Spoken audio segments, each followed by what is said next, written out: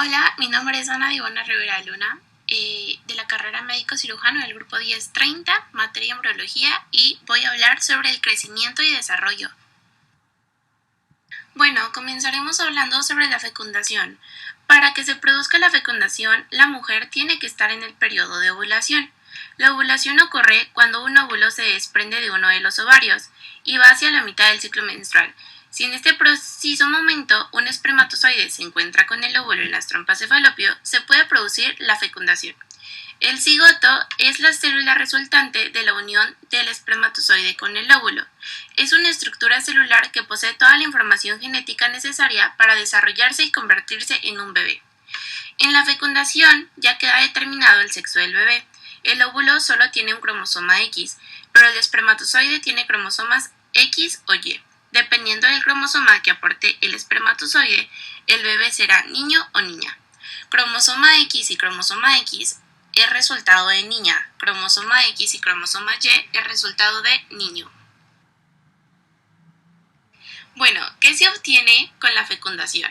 El proceso de la fecundación ata varios cabos biológicos sueltos como los siguientes. 1. Estimula la conclusión de la segunda división meiótica en el óvulo. 2. Restaura en el cigoto el número diploide normal de los cromosomas. 46 en los seres humanos. Número 3. El sexo del futuro embrión queda determinado por la dotación cromosómica del espermatozoide. Si este contiene 22 autosomas y un cromosoma X, el genotipo del embrión es femenino, y si consta de 22 autosomas y un cromosoma Y, el genotipo será masculino. 4. Mediante la mezcla de los cromosomas maternos y paternos, el cigoto es un producto de la redistribución cromosómica único desde el punto de vista genético, lo que es importante para la viabilidad de cualquier especie.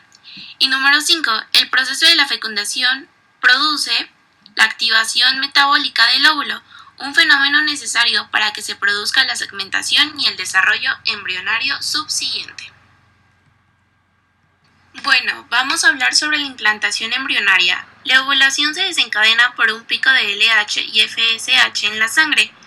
La expulsión del óvulo del folículo de Graf implica la presencia del edema local, isquemia y degradación del colágeno, participación posible en la rotura de la pared folicular, la presión del líquido y la actividad del músculo liso. El óvulo es atraído al interior de la trompa de falopio y transportado a través de ella mediante la acción de las células ciliadas y las contracciones del músculo liso mientras espera ser fecundado por una célula espermática.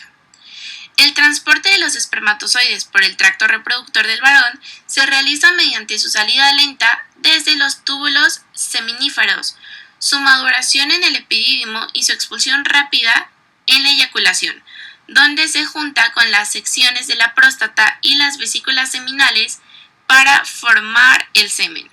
En el tracto reproductor de la mujer, el transporte de los espermatozoides supone su entrada en el canal cervical desde la vagina, su paso a través del moco cervical y su transporte por el útero hacia las trompas de falopio, donde se produce la capacitación.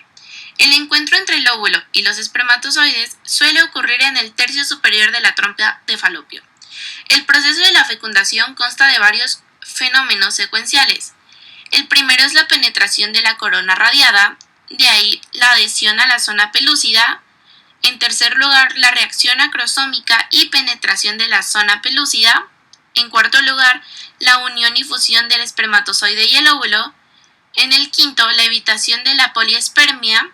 En el sexto lugar, la activación metabólica del óvulo. En el séptimo, la descondensación del núcleo del espermatozoide. Octavo, la conclusión de la meiosis en el óvulo. Y por último, el desarrollo y fusión de los pronúcleos masculino y femeninos. La adhesión del espermatozoide a la zona pelúcida está mediada por la proteína ZP3, que también estimula la reacción acrosómica. La reacción acrosómica abarca la fusión de la membrana acrosómica externa con la membrana plasmática de la célula espermática y la fragmentación de las membranas fusionadas, lo que provoca la liberación de las enzimas acrosómicas. Una de ellas, la acrosina, es una serinproteinasa que digiere los componentes de la zona pelúcida y facilita así la penetración de los espermatozoides a través de la misma. Tras la fusión de los espermatozoides a la membrana del óvulo, una despolarización eléctrica rápida produce el primer bloqueo de la polispermia en el óvulo. Esto da paso a la oleada de calcio, que induce en los gránulos corticales la liberación de su contenido al espacio perivitelino y con ello finalmente la inactivación de los receptores de espermatozoides en la zona pelúcida. El espermatozoide estimula una intensificación de la respiración del metabolismo del óvulo. En el óvulo, el material nuclear del espermatozoide se descondensa y forma el pronúcleo masculino. Al mismo tiempo, el óvulo completa la segunda división meiótica y el material nuclear resultante se rodea de una membrana para constituir el pronúcleo femenino. Tras la replicación del ADN, los pronúcleos masculinos y femeninos se unen y sus cromosomas se organizan para experimentar una división mitótica. La fecundación se ha completado y el óvulo fecundado se puede denominar como propiedad de un cigoto. Bueno, ahora continuaremos con el desarrollo humano, el cual es un proceso continuo que se inicia cuando un ovocito, un óvulo, es fecundado por un espermatozoide. Los procesos celulares de división, migración, muerte programada, diferenciación, crecimiento y reorganización transforman el ovocito fecundado en una célula altamente especializada y tutipotencial, el cigoto en un ser humano multicelular. La mayor parte de los cambios tiene lugar durante los periodos embrionario y fetal. Sin embargo, también se producen cambios importantes durante los periodos tardíos del desarrollo, los cuales son lactancia, niñez y adolescencia. El desarrollo no se detiene al nacer, además del crecimiento tras el nacimiento se producen otros cambios. El periodo del desarrollo es habitual dividir el desarrollo humano en periodo prenatal, que es antes del nacimiento, y postnatal, después del nacimiento. El desarrollo temprano se describe en fases debido a que los periodos de tiempo que necesita el embrión para desarrollar ciertas características morfológicas es completamente variable. Comenzamos con el periodo postnatal, el cual es el periodo que se inicia tras el nacimiento. La lactancia es el periodo más temprano de la vida extrauterina y cubre aproximadamente el primer año tras el nacimiento. Los lactantes con un mes de edad o menos se denominan recién nacidos o neonatos. La transición desde la vida intrauterina hasta la vida extrauterina requiere numerosos cambios de carácter crítico, especialmente en los sistemas cardiovasculares y respiratorios. Si el neonato sobrevive a las primeras horas tras su nacimiento, que es un intervalo clave, sus posibilidades de vivir suelen ser muy elevadas. El cuerpo crece con rapidez durante la lactancia, la longitud corporal total aumenta en aproximadamente un 50% y el peso corporal suele triplicarse. Hacia el primer año de la edad, la mayor parte de los niños ya poseen entre 6 y 8 dientes. La siguiente etapa es la niñez. La niñez es el periodo que transcurre entre la lactancia y la pubertad. Siguen apareciendo los dientes primarios, los cuales son de leche o deciduos, que más tarde son sustituidos por los dientes secundarios, los permanentes. Durante la primera niñez hay una osificación, es la formación de un hueso, activa, pero a medida que aumenta la edad del niño se reduce la tasa de crecimiento corporal. No obstante, inmediatamente antes de la pubertad se produce una aceleración del crecimiento, el denominado estirón prepuberal. El siguiente periodo es la pubertad. La pubertad es el periodo en el que el ser humano adquiere la capacidad funcional de la procreación a través del desarrollo de los órganos de la reproducción. En las mujeres, los primeros signos de la pubertad pueden aparecer después de los 8 años. En los hombres, la pubertad se inicia habitualmente a los 9 años. Bueno, nuestro último periodo sería la edad adulta, que es cuando el crecimiento y la madurez completo se alcanzan en general entre los 18 y los 21 años. La osificación y el crecimiento se completan prácticamente durante la primera etapa de la edad adulta, que es entre los 21 y 25 años. Continuamos con la segmentación. Morfológicamente, es la comparación con la mayor parte de las demás especies. La segmentación en los mamíferos es un proceso lento que se mide en días más que en horas. El desarrollo avanza a la velocidad aproximadamente de una división celular, diaria durante los 2 primeros días.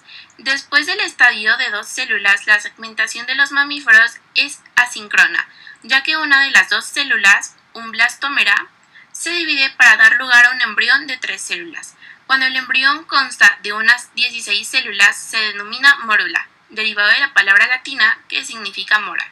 Al principio del estadio de 8 células, los embriones de los mamíferos placentarios entran en una fase llamada de compactación, en cuyo desarrollo las blastómeras más externas se adhieren íntimamente entre sí, mediante uniones en hendiduras o nexos y uniones estrechas, perdiendo su identidad individual cuando se les observa donde la superficie. La compactación está medida por la concentración de las moléculas de adhesión celular activas por el calcio, como la E-cadina, en el anillo alrededor de la superficie apical de las blastómeras. La actividad de un sistema de transporte de sodio basado en la bomba de sodio y potasio, adenosina trisfosfata, ATP-ASA, permite que el sodio y el agua atraviesen las blastómeras externas que constituyen una especie de epitelio y se acumulen en los espacios que dejan las blastómeras internas. Este proceso, que tiene lugar unos 4 días después de la fecundación, se llama cavitación. En esta fase, el embrión en conjunto se denomina blastocito. En el periodo de blastocitos, el embrión, que aún está rodeado de la membrana pelúcida, consta de 2 tipos de células: una capa epitelial externa, que es el trofoblasto, que rodea un pequeño grupo interno llamado masa celular interna. Cada blastómera de los estadios de 2 y de 4 células contribuye a la formación de ambos tipos celulares: masa celular interna y trofoblasto. El extremo del blastocito, que contiene la masa celular interna, se denomina polo embrionario, y el extremo opuesto, polo aembrionario. La aparición de estos 2 tipos celulares se reflejan los cambios principales en términos de organización que han tenido lugar en embrión y representa la especialización de las blastómeras de 2 lineajes celulares. Células distintas. Las células de la masa interna darán origen al cuerpo mismo del embrión y además a varias estructuras extraembrionarias, mientras que las células del trofoblasto solo formarán estructuras extraembrionarias, incluidas las capas más externas de la placenta. Existen cada vez más pruebas de que el factor de crecimiento fibroblástico 4, un factor de crecimiento secretado por las células de la masa interna, participa en el mantenimiento de la actividad mitótica en el trofoblasto que las cubre. Bueno, continuando con el control molecular, genético y del desarrollo de la segmentación, este dice que a medida de que se incrementa el número de las células, la segmentación de los mamíferos es un periodo dominado por varios eventos críticos para el desarrollo. El más temprano es la transición al cigoto de productos génicos maternales. Otro es la polarización de los blastómeros individuales, lo que sienta las bases de los mecanismos del desarrollo que tienen como resultado la subdivisión del embrión en segmentación en 2 tipos distintos de células: el trofoblasto y la masa celular interna.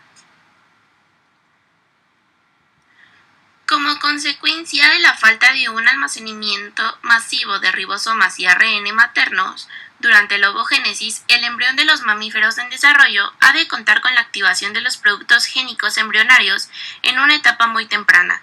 La mayor parte de los productos procedentes de las transcripciones maternas se han degradado durante el estadio de 2 células. Sin embargo, algunos de estos productos estimulan la activación del genoma embrionario, volviéndose a producir ARN para un significativo número de genes.